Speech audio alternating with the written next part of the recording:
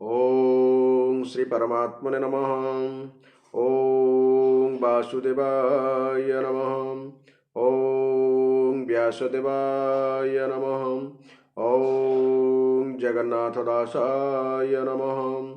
ओम गणेशाय नमः। हे माँ सरस्वती तमे कंठरे बस, माँ कंठरे बस। अति बड़ी जगन्नाथ दास रचित श्रीमद् भागवत महापुराण चतुर्थ स्कंधर आज आम चतुर्थ स्कंधर चतुर्दश अध्याय श्रवण करवा। यही अध्याय राजा बेणों कथा वर्णना कर प्रथम भाग पद्यांतरी एवं द्वितीय भाग यार व्याख्या श्रवण करवा। भागवत महापुराण धारावाहिक भाव में शुणापी चैनल टी सब्सक्राइब करूँ एवं फॉलो करूँ। यूट्यूब रे शास्त्र ज्ञान 6918 शास्त्र ज्ञान ओडिया लिखंतु एवं 6918 लिखि सर्च करंतु एवं ताहाकु सब्सक्राइब करंतु एवं भागवत महापुराण प्रथम स्कंद प्रथम अध्याय अद्यावधि जति अध्याय अच्छी से धारावाहिक भाव में आपण मैंने शुणी पारे। कलिजुगर प्रभाव वर्तवाई हेले एकमात्र विकल्प होउछि श्रीमद् भगवत गीता अध्ययन एवं भागवत महापुराण श्रवण किंबा पठन।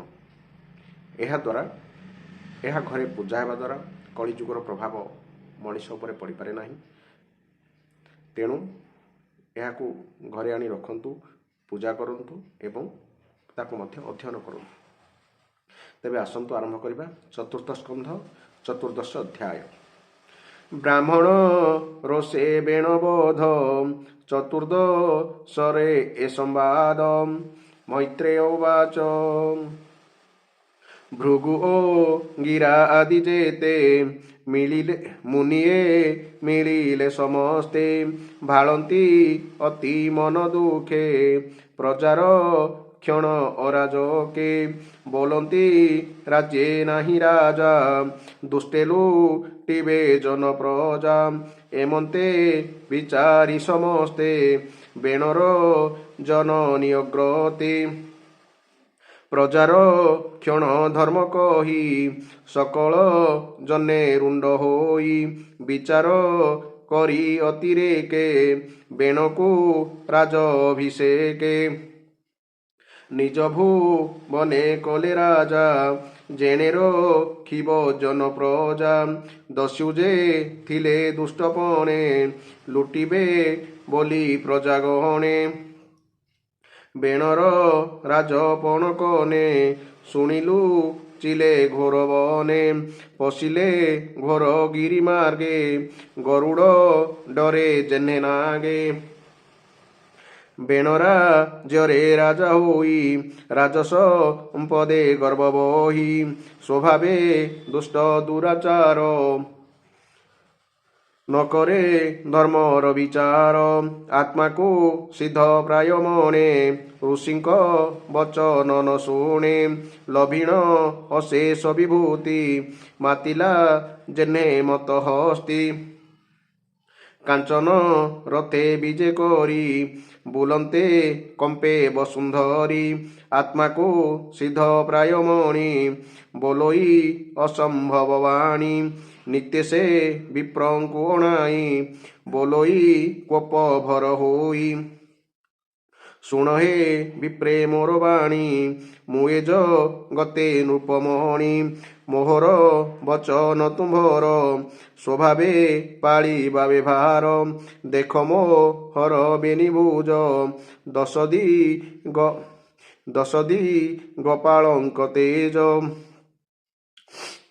मुझे प्रत्यक्षे भगवान देख मोहर वन चिन्ह शुणस कल प्रजाजने ब्राह्मण आदि चारि बने मोराजे यज्ञ न करिब पितृदेवता न पूजिब दान न देव विप्रहस्ते तीर्थे न जीव पादगते संसारे धर्म कर्म जेते सकल समर्पिब मते मत हूँ बड़ नहीं आन मुझे प्रत्यक्ष भगवान मोहर जन्म कर्म गुण सर्वेता କରିବ ବଖାଣ ମୋ ନାମ ଜପୁଥିବ ତୁଣ୍ଡେ ମୋତେ ପୂଜିବ ଯଜ୍ଞ କୁଣ୍ଡେ ଯେ ମୋର ବୋଲ ନ କରିବ ମୋରା ଯେ ଦଣ୍ଡେ ହେ ନଥିବ ଜୀବନ ହରିବି ତାହାର ସର୍ବସମ୍ପଦ କରି ଜୋର ଏମନ୍ତ ପୁର ଗ୍ରାମ ଦେଶେ ହସ୍ତିର କନ୍ଧେ ভেরি ঘোষে ঘোষণ বাজে সর্বদেশে শুনিস কল জনত্রাসে বেণর আজ্ঞা শিরে কলে সকল ধর্ম উপেক্ষিলে সকল ধর্ম উপেক্ষিলে জপন্তি তার নাম নিতে ভয়ে খটন্তি পাদগতে এমন্ত রাজা দুষ্টপণ দেখি ভাଳନ୍ତି ଋଷିଗଣ ବୋଲନ୍ତି ଏକୁଆରେ ଚାହିଁ ଏମନ୍ତ ଶୁଣିଲା ତ ନାହିଁ ଭୂମିରେ ଯେତେ ରାଜା ଥିଲେ ଏମନ୍ତ କେବା ପ୍ରକାଶିଲେ ଯଜ୍ଞ ନ କଲେ ବୃଷ୍ଟି ନାହିଁ ବୃଷ୍ଟି ନ ହେଲେ ଅନ୍ନ କାହିଁ ଏ ପଞ୍ଚ ଯଜ୍ଞ କ୍ରିୟା ଲୋପେ ଅଧର୍ମେ ତିନି ପୁର କମ୍ପେ ଏ ଘୋର ସଙ୍କଟ ପଡ଼ିଲା ଉଭୟ ଲୋକ ନାଶ ଗଲା ଆମ୍ଭେ ହାକୁ ରାଜା କଲୁ ସର୍ପକୁ କ୍ଷୀର ପିଆଇଲୁ ସେ ଯେନେ ବଢ଼େ ଅତି ଘୋରେ କ୍ଷୀରଦା ତାର ପ୍ରାଣ ହରେ ଆମ୍ଭେ ନ ବୁଝି କର୍ମ କଲୁ ବେଣକୁ ରାଜପଦ ଦେଲୁ ଖଳକୁ ଦେଲୁ ରାଜିବାସ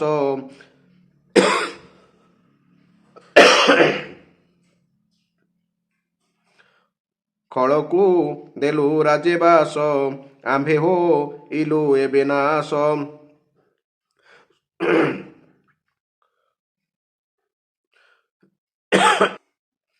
ସୁନିଥା ଗର୍ଭୁ ଏ ସମ୍ଭୂତ ସ୍ୱଭାବେ ଯମ ସୁତାସୁତ ଆମ୍ଭେ ଏ ହାର ପାଶେ ଯିବା ଧର୍ମ ବଚନ ବୁଝାଇବା ଏ ଯେବେ ବୋଲ ନ କରିବ ଅଧର୍ମ ଦୋଷେ ନାଶ ଯିବ ଏତେ ବି ଚାରି ବିପ୍ରଜନେ ମିଳିଲେ ବେଣ ସନ୍ନିଧାନେ କଲ୍ୟାଣ କରି ବେଦନା ଦେ ବୋଧିଲେ ତାକୁ ସାମବାଦେ ଋଷୟ ଉଚୁହୁ ହେ ନୃପ ନାଥ ଶୁଣ ଧୀରେ ଯାହା କହିବୁ ତୋ ଛାମୁରେ ଯେଣେ ଇବ ତୋର ଲାଭ ଜଗତେ ଯଶ କୀର୍ତ୍ତି ଥିବ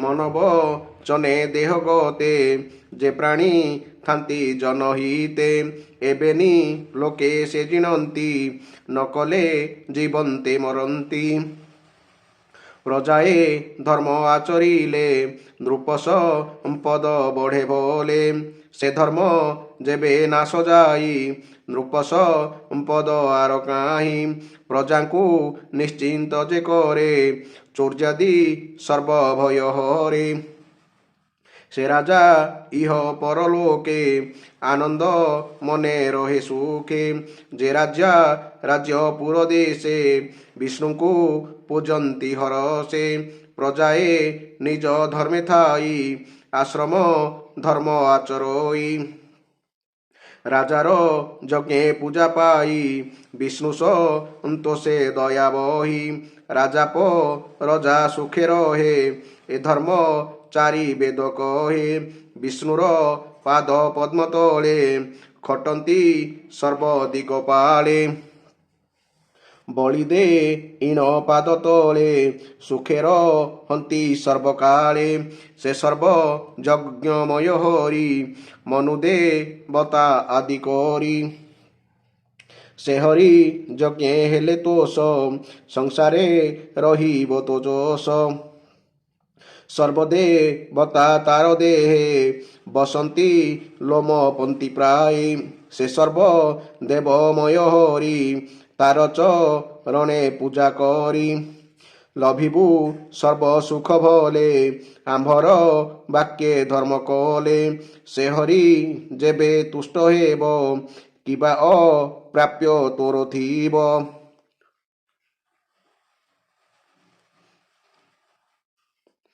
ସର୍ବସମୃଦ୍ଧି ଲାଭ ପାଇଁ ଲୋକେ ଯେ ହରିଙ୍କୁ ଭଜଇ ତୁ ତାଙ୍କ ଅନୁବର୍ତ୍ତୀ ହୋଇ ଆମ୍ଭବ ଚନ ରଖ ତୁହି ସେ ହରି କଳା ଦେବ ମୂର୍ତ୍ତି ଯଜ୍ଞରେ ବ୍ରାହ୍ମଣେ ପୂଜନ୍ତି ତାହାଙ୍କ ପ୍ରତି ତୋ ହେଳନ ଉଚିତ ନୁହ ଇରାଜନ ଋଷିଙ୍କ ବୋଲ ଶୁଣି କନେ ବେଣ ବୋଲାଇ କୋପ ମନେ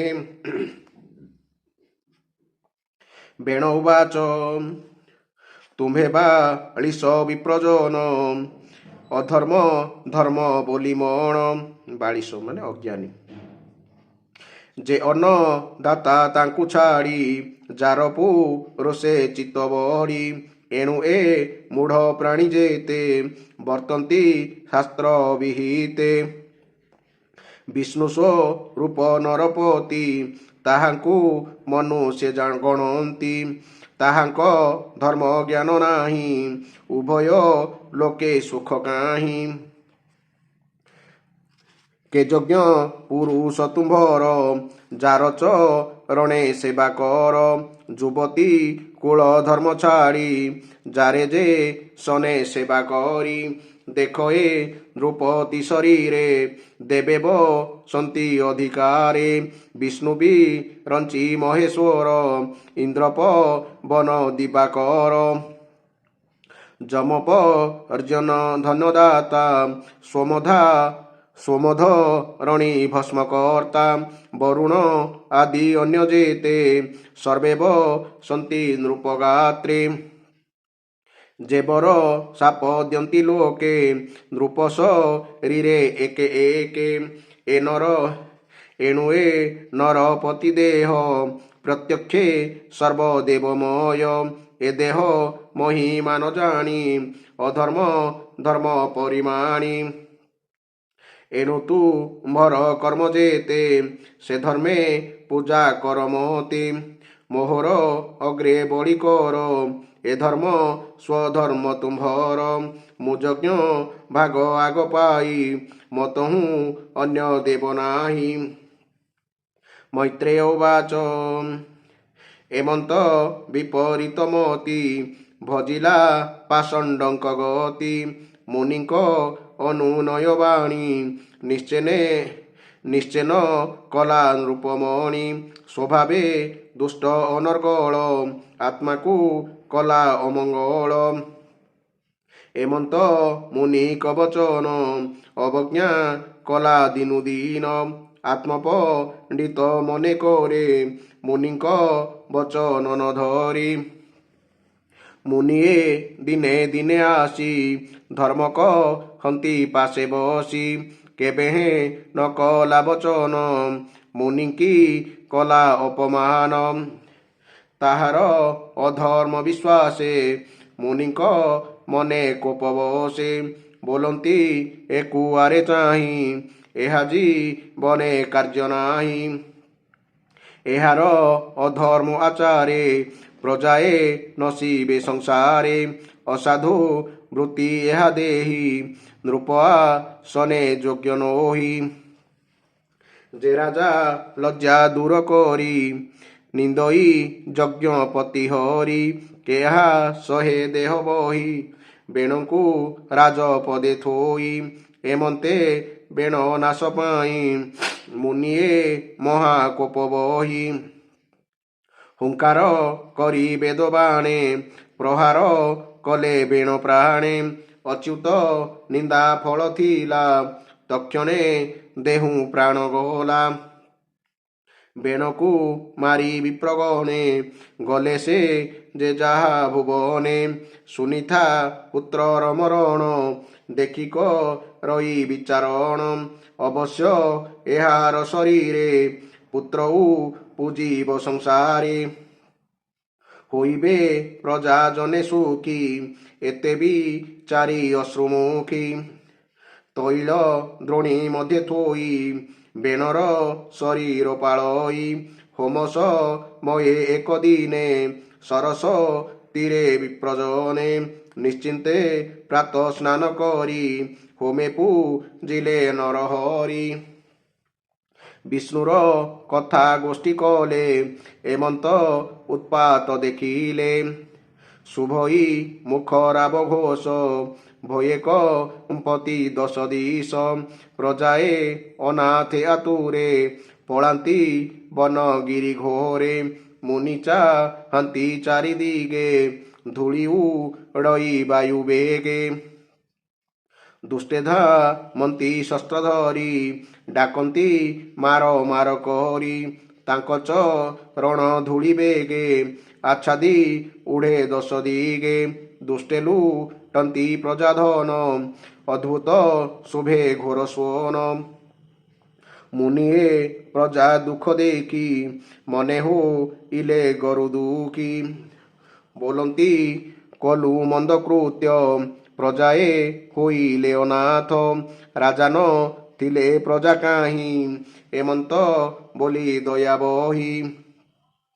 ବୋଲନ୍ତି ବ୍ରାହ୍ମଣ ବ୍ୟବହାର ସଂସାରେ ପର ଉପକାର।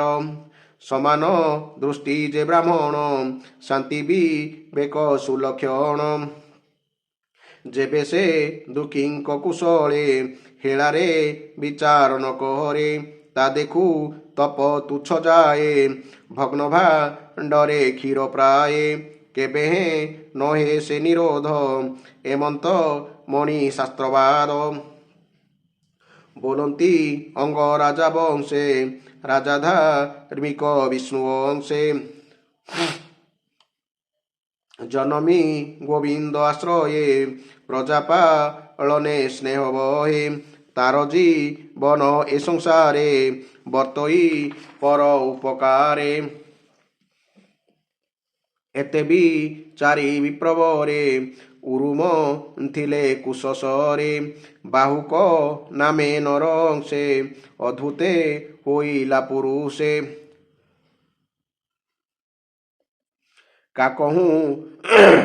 କାକହୁଁ କୃଷ୍ଣ ଅଙ୍ଗ ତାର ନାସିକା ହନୁ ଭୟଙ୍କର।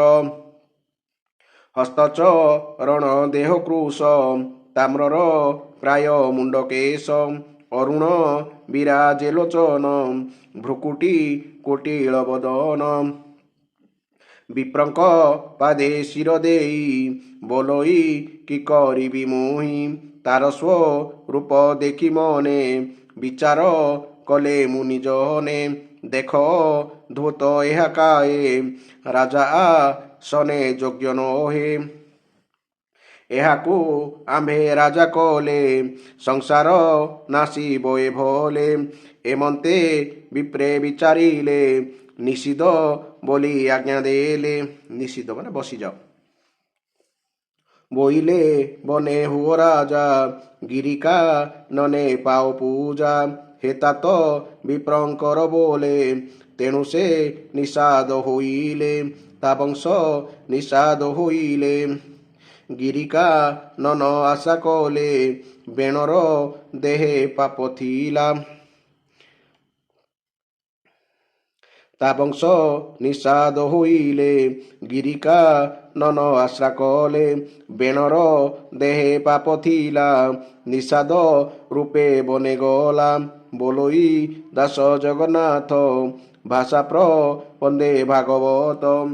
ଇତି ଶ୍ରୀମଦ୍ଭାଗବତେ ମହାପୁରାଣେ ପରମହଂସ ସଂହିତାୟାଂ ଚତୁର୍ଥ ସ୍କନ୍ଧେ ପୃଥୁଚରିତେ ନିଷାଦ ଉତ୍ପତ୍ତି ନାମ ଚତୁର୍ଦଶୋଧ୍ୟାୟଃ।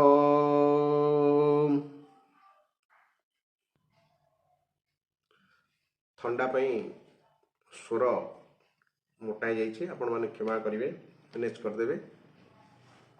ତେବେ ଆସନ୍ତୁ ଏହାର ବ୍ୟାଖ୍ୟା ଶୁଣିବା। ମୁନିବର ମୈତ୍ରେୟ କହିଲେ, ବୀର ବିଦୁର ସମସ୍ତଙ୍କର ମଙ୍ଗଳକାମୀ ସେହି ଭୃଗୁ ଆଦି ମୁନିମାନେ ଦେଖିଲେ ଯେ ଅଙ୍ଗ ରାଜା ଚାଲିଯିବା ପରେ ପୃଥିବୀକୁ ରକ୍ଷା କରିବା ଲୋକ ଆଉ କେହି ନାହାନ୍ତି। ଅରାଜକତା ଫଳରେ ଲୋକମାନେ ପଶୁଙ୍କ ପରି ଉଚ୍ଛୃଙ୍ଖଳ ହୋଇଯାଉଛନ୍ତି। ତେଣୁ ସେମାନେ ବେଣୁଙ୍କ ମାତା ସୁନିଥାଙ୍କ ଅନୁମତି ନେଇ ମନ୍ତ୍ରୀମାନଙ୍କର ଅସମତି ସତ୍ତ୍ୱେ ବେଣୁଙ୍କୁ ଭୂମଣ୍ଡଳର ରାଜା ରୂପେ ଅଭିଷିକ୍ତ କରିଦେଲେ। ବେଣ ବଡ଼ କଠୋର ଶାସକ ଥିଲେ। ସେ ରାଜା ହୋଇଗଲେ ବୋଲି ଶୁଣି ସାପ ଭୟରେ ମୂଷା ଲୁଚିଯିବା ପରି ଚୋର ଡକାୟତମାନେ ପ୍ରାଣ ଭୟରେ ବିଭିନ୍ନ ସ୍ଥାନରେ ଲୁଚିଗଲେ। ରାଜାର ଆସନ ପାଇଯାଇ ବେଣ ଅଷ୍ଟଲୋକପାଳଙ୍କ ଐଶ୍ୱର୍ଯ୍ୟ ଲାଭ କଲେ। ଓ ଉନ୍ମତ୍ତ ହୋଇଗଲେ। ସେ ଅଭିମାନ ବଶତଃ ନିଜେ ହିଁ ସମସ୍ତଙ୍କ ଠାରୁ ବଡ଼ ବୋଲି ଧରିନେଇ ମହାପୁରୁଷମାନଙ୍କୁ ମଧ୍ୟ ଅପମାନିତ କରିବାକୁ ଲାଗିଲେ। ସେ ଐଶ୍ୱର୍ଯ୍ୟ ମଦରେ ଅନ୍ଧ ହୋଇ ରଥ ଚଢ଼ି ନିରଙ୍କୁଶ ଗଜରାଜ ପରି ସର୍ବତ୍ର ବିଚରଣ କରିବାକୁ ଲାଗିଲେ। ତାଙ୍କ ପ୍ରତାପରେ ପୃଥିବୀ ଓ ଆକାଶ କମ୍ପମାନ ହେଲା। ସେ ନିଜ ରାଜ୍ୟରେ ଡେଙ୍ଗୁରା ପିଟାଇ ଶୁଣାଇଦେଲେ ଯେ କୌଣସି ବି ଦ୍ୱିଜ ବର୍ଣ୍ଣର ଲୋକ କେବେ କୌଣସି ପ୍ରକାର ଯଜ୍ଞ, ଦାନ ଓ ହୋମ କରିପାରିବେ ନାହିଁ। ଏପରି ଭାବରେ ସେ ରାଜ୍ୟର ସକଳ ଧର୍ମକର୍ମ ବନ୍ଦ କରାଇଦେଲେ। କଥାରେ ଅଛି, ବିନାଶ କାଳରେ ବିପରୀତ ବୁଦ୍ଧି।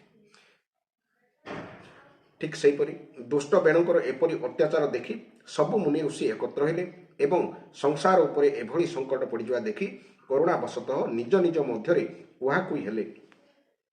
ହାୟ, ଉପର ମୁଣ୍ଡରେ ନିଆଁ ଜଳୁଥିବା କାଠଖଣ୍ଡର ମଝିରେ ଥିବା ବିଚରା ପିମ୍ପୁଡ଼ିମାନେ ଯେପରି ବିରାଟ ବିପଦରେ ପଡ଼ିଥାନ୍ତି, ବର୍ତ୍ତମାନ ଏହି ରାଜ୍ୟରେ ସେହିପରି ଏପଟେ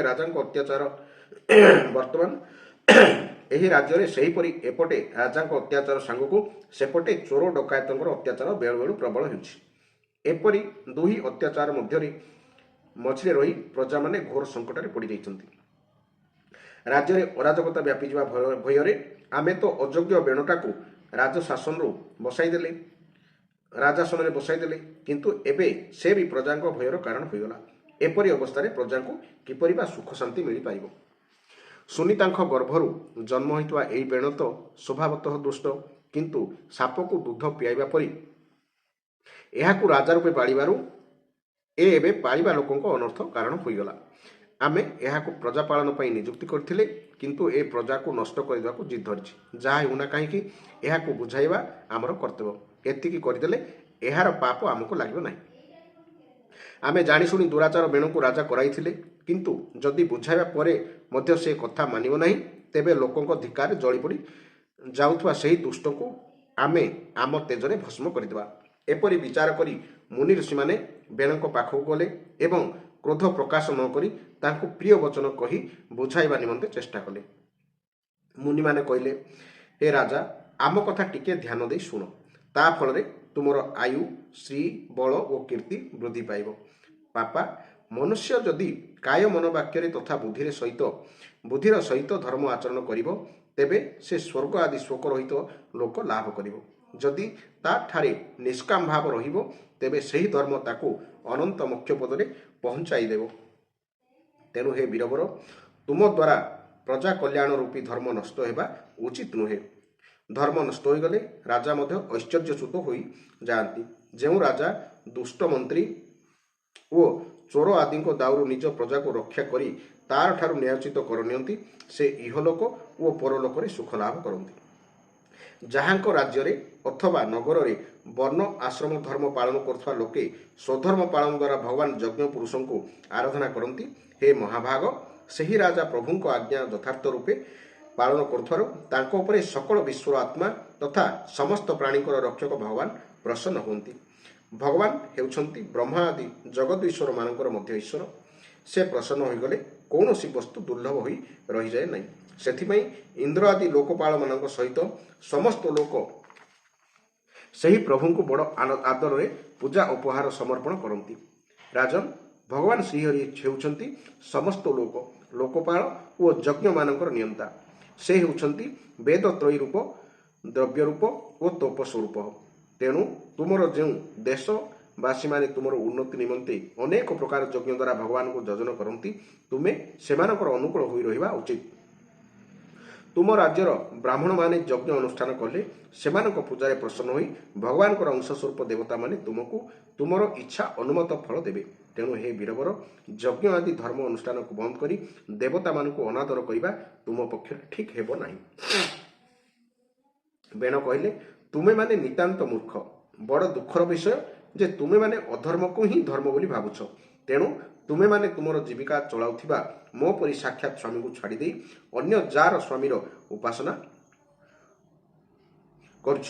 ଯେଉଁମାନେ ମୂର୍ଖତାବଶତଃ ରାଜା ରୂପେ ପରମେଶ୍ୱରଙ୍କୁ ଅନାଦର କରନ୍ତି, ସେମାନଙ୍କୁ ଇହଲୋକରେ ସୁଖ ମିଳେ ନାହିଁ କି ପରଲୋକରେ ସୁଖ ମିଳେ ନାହିଁ।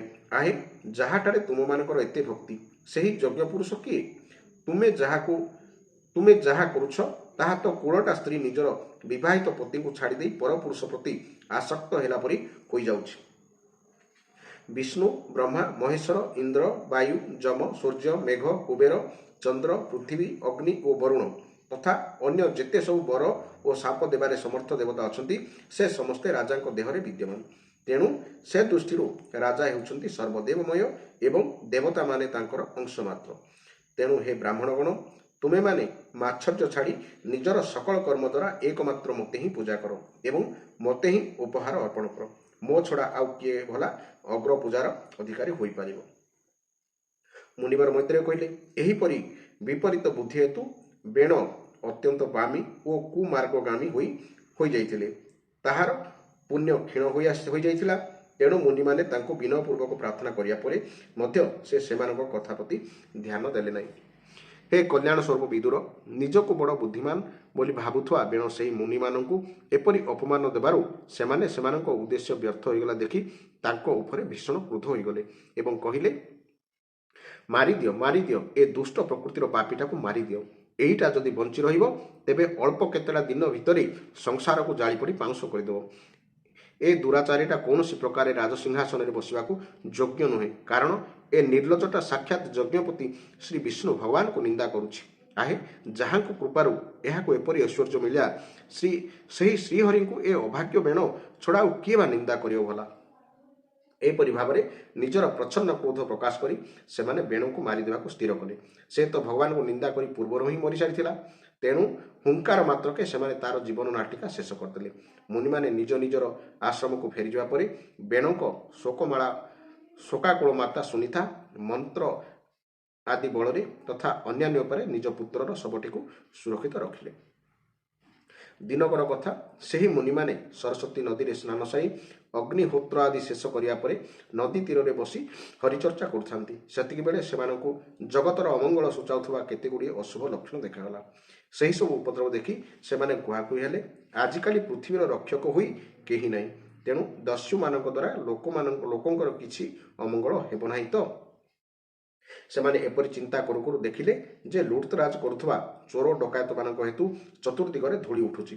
ଧୂଳି ଝଡ଼ ଦେଖି ମୁନିମାନେ ବୁଝିଗଲେ ଯେ ରାଜା ବେଣ ମରିଯିବାରୁ ଦେଶରେ ଅରାଜକତା ବ୍ୟାପି ଯାଇଛି, ରାଜ୍ୟ ଶକ୍ତିହୀନ ହୋଇଯାଇଛି ଏବଂ ଚୋର ଡକାୟତମାନେ ବଢ଼ିଯାଇଛନ୍ତି ଏବଂ ଯାହା ସବୁ ଉପଦ୍ରବ ଘଟୁଛି ଏସବୁ ଲୋକଙ୍କ ଧନ ଦୌଲତ ଚୋରାଉଥିବା ଏବଂ ଅନ୍ୟମାନଙ୍କର ରକ୍ତ ଶୋଷଣ କରୁଥିବା ଚୋର ଡକାୟତଙ୍କ ଦ୍ୱାରା ଘଟୁଛି। ମୁନିମାନେ ଯଦ୍ୟପି ନିଜ ତେଜ ତଥା ତପବଳରେ ଲୋକଙ୍କର ଏପରି କୁପ୍ରବୃତ୍ତିର ପ୍ରତିରୋଧ କରିବାକୁ ସମର୍ଥ ଥିଲେ, ତଥାପି ସେପରି କଲେ ହିଂସା ଆଦି ଦୋଷ ହୋଇଯିବ ଜାଣି ସେମାନେ ତାହା କଲେ ନାହିଁ। ସେମାନେ ଆହୁରି ମଧ୍ୟ ଭାବିଲେ ଯେ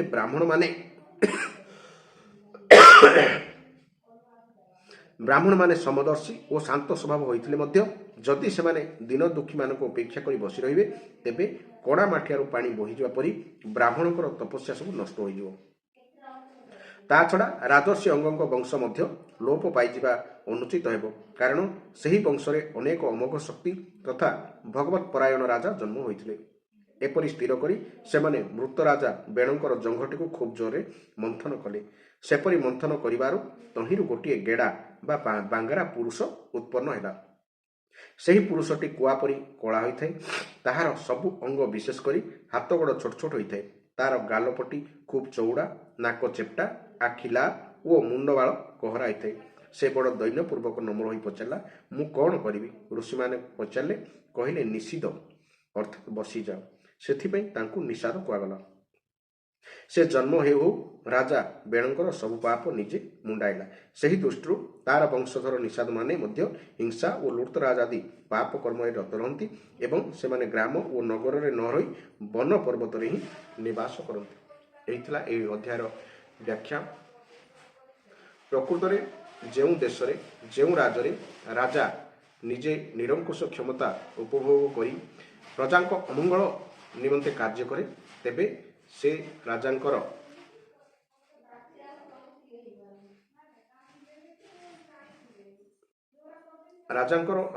ପାପରେ ଲୁପ୍ତ ହେବା ସହିତ ନାଶ ଯାଏ ଏବଂ ଯିଏ ଭଗବାନଙ୍କୁ ଅନୁସରଣ କରେ ନାହିଁ, ଭଗବାନଙ୍କୁ ଗାଳି ଦିଏ ଏବଂ ନିଜେ ସର୍ବେ ସର୍ବା ବୋଲି ଭାବେ ସେ ରାଜାଙ୍କର ମଧ୍ୟ ଏମିତି ଲୋପ ପାଏ ବା ପତନ ଘଟେ। ତେଣୁ ରାଜାଙ୍କ ମନୋଭାବକୁ ନେଇକି ପ୍ରଜାଙ୍କର ମନୋଭାବ ରହିଥାଏ। ଯେଉଁ ଦେଶର ରାଜା ସଚ୍ଚୋଟ ଧର୍ମ କର୍ମରେ ଲିପ୍ତ, ସେ ଦେଶର ପ୍ରଜାମାନେ ମଧ୍ୟ ସଚ୍ଚୋଟ ଓ ଧର୍ମ କର୍ମରେ ଲିପ୍ତ ରହନ୍ତି। ଉଭୟଙ୍କ ଧର୍ମକର୍ମର ଆବେଗତାକୁ ଦେଖି ଦେଶ ଓ ରାଜ୍ୟର ଧନ ସମ୍ପଦ ଐଶ୍ୱର୍ଯ୍ୟ ବୃଦ୍ଧି ହୋଇଥାଏ, ଅନ୍ୟଥା ପତନ ଘଟେ। ତେଣୁ ଶାସ୍ତ୍ରରେ କୁହାଯାଇଛି, ଯେଉଁ ଦେଶ ଭଗବାନ ବିଷ୍ଣୁଙ୍କୁ ପୂଜା କରେ ନାହିଁ, ଯେଉଁ ଦେଶରେ ବିଷ୍ଣୁଙ୍କର ଭକ୍ତ ନଥାନ୍ତି, ତେବେ ସେହି ଦେଶ ଦିନେ ନା ଦିନେ ମାନଚିତ୍ରରୁ ଲୋପ ପାଇଯାଏ ବା ନିଶ୍ଚିହ୍ନ ହୋଇଯାଏ। ଏହା ଅବିଶ୍ୱାସ ହେଲେ ମଧ୍ୟ ସତ୍ୟ, କାରଣ ଏହା ଶାସ୍ତ୍ରରେ ଲେଖାଯାଇଛି ଏବଂ ଆପଣମାନେ ଦେଖୁଥିବେ ଘଟୁଛି ମଧ୍ୟ। ଦେଖନ୍ତୁ, ଏବେ ଯେଉଁ ଦେଶରେ ଯେଉଁ ସ୍ଥାନରେ ଭଗବାନ ବିଷ୍ଣୁ ନାହାନ୍ତି, କେମିତି ପରସ୍ପର ଭିତରେ ଯୁଦ୍ଧ ଚାଲିଛି। କାରଣ ତାର ଫଳ ଏଇଆ, କାରଣ ଲୋକଙ୍କର ମତି ଗତି ବିପରୀତ ଧର୍ମ ହୁଏ, ଫଳରେ ତାହା ହିଁ ତାର ପତନର କାରଣ ହୋଇଥାଏ।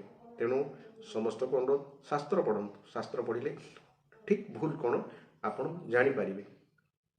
ତେବେ ଆପଣ ଏହି ଅଧ୍ୟାୟ ଶ୍ରବଣ କରିଥିବାରୁ ଭଗବାନ ଆପଣଙ୍କୁ କୃପା ଦୃଷ୍ଟି ରଖିଥାନ୍ତୁ ଏବଂ ଆପଣଙ୍କର ସବୁ ପାପ ଭଗବାନ କ୍ଷୟ କରିନିଅନ୍ତୁ।